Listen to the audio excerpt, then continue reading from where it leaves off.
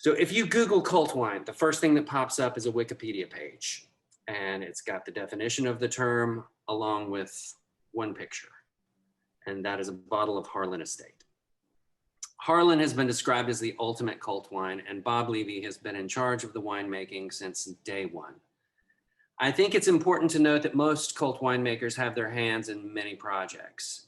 After a while, they become a key part of the marketing for multiple brands and become known for a style of wine that they produce. Not so much with Bob. He's never really been interested in consulting. He's always focused on the singular place and producing the best expression of wines that the site can offer. In his words, that is creating powerful, fully extracted wines with soft, supple tannins. He makes the wines for Harlan and Bond, and in 1999, he and his wife, Martha McClellan, planted their family vineyard. Ladies and gentlemen, it is my great pleasure to introduce to you Bob Levy. Greetings. Unmuted. Bob, Greetings. can we start off with how you got into wine? Yeah, it's been I hate to think about how many years it's been, but it's been a long road and a successful and pleasurable and passionate and enjoyable pathway.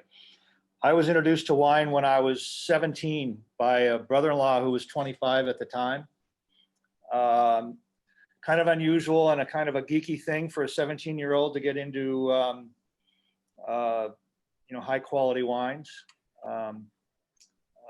But I knew from the first moment really that it was going to open up a whole lot of interest and intrigue and opportunities for me. And, I was already a kind of a geeky collector at 17, doing some things that mainstream people weren't doing. So it actually didn't seem all that unusual to me. But no, I was introduced to wines from Napa Valley a lot of the era.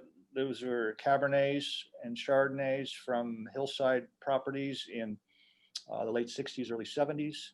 The 70s, as you may know, was kind of the first wine boom after Prohibition. There was another boom in the 80s, and there have been a few others, but it was a great time to get into wine. I actually hadn't intended on being going into wine production, but I had a very, very strong passion and interest in participating in what wine had to offer and collecting wines and things like that. Even as a high school student, in my closet underneath my clothes, I'd have these wooden cases of wine that I would collect. And as I said, it was a pretty geeky thing. But I had this sort of self-imposed expectation from, I felt it was imposed from my family to go into medicine, as my father and my uncle were both ophthalmologists. And so I assumed that's what I was going to do. And I had a good propensity for the sciences. And so it seemed like a natural thing to do. But my pathway kind of turned left a little bit at one point. And probably the first, I didn't realize it at the time, but the first road marker or fork in the road was when I applied to a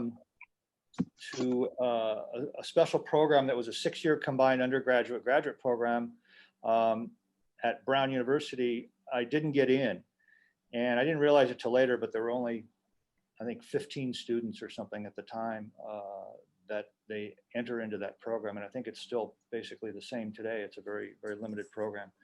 So I ended up going to UC Davis instead. And of course, everybody knows that there's a famous wine program and viticulture program at Davis. And because of my interest in wine, I got more and more involved in those programs and in tastings at Davis and tastings in the Napa Valley. Is only an hour drive away, and used to come over several times a week to Napa Valley because of that. So that was kind of what led me down that pathway. It was a very very different world at Davis back then. There were, I think, no more than 30 students in the viticulture and enology program. And all but maybe 2 or 3 of them were from families, either grape growers or winemakers or winery owners or things like that. And I felt really kind of behind the 8 ball in that sense, because these people all grew up with wine in their blood, as it were, and I didn't know which end of a pump to connect, and this kind of stuff. So it was definitely a learning curve. When I graduated from Davis, I ended up moving back down to LA. I was born in Northern California, grew up in Southern California. And one of the reasons I chose Davis is because I wanted to get out of a metropolitan area. And it was because of that notion that I really decided that I wanted to get into wine production and live in a rural environment and not go into medicine, even though I knew I had interest in a couple of different fields. I felt I would end up in a metropolitan area. So the decision was made for me at 19 that I was going to go into winemaking and not medicine. The other thing was that I realized I had this passion for wine, and it was going to be with me for my entire life. And with medicine, I wasn't quite so convinced. So there's my childhood story. But I think it's important to understand what's driven me through my career, and that kind of gives you a sense of the passion and the drive that has been with me ever since. When I graduated from Davis, I actually worked in the wine retail in LA, but only for about 2 years. In June of 1978,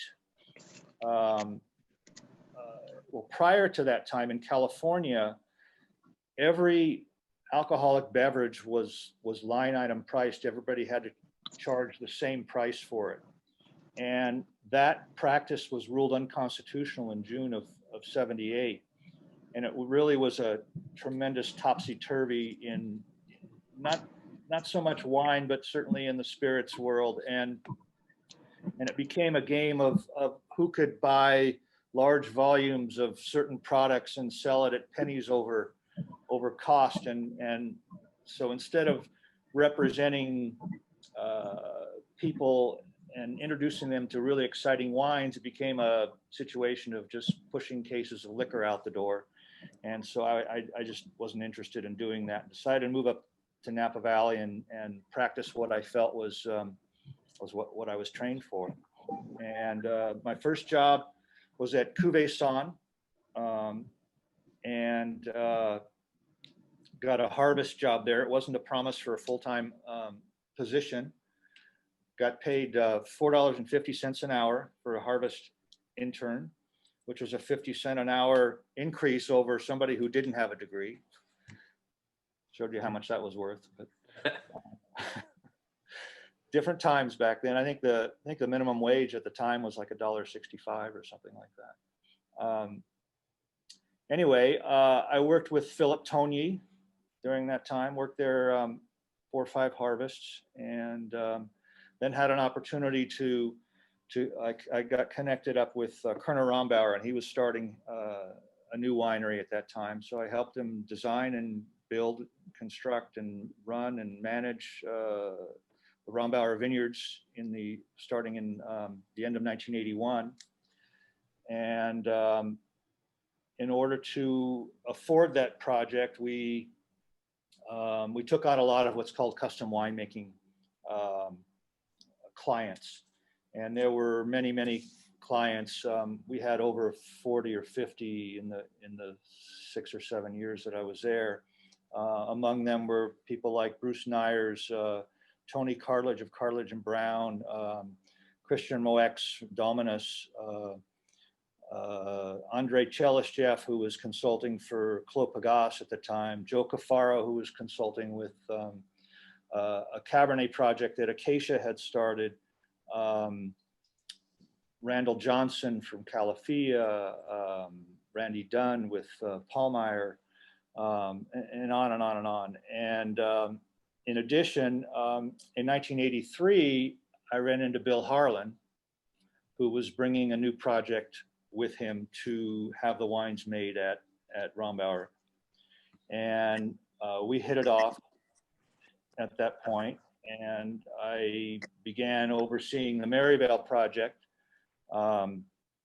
with him, as well as starting in 1984, the development of the vineyards in Oakville that would go on to be part of Harlan Estate. So we've been working together now 37 years.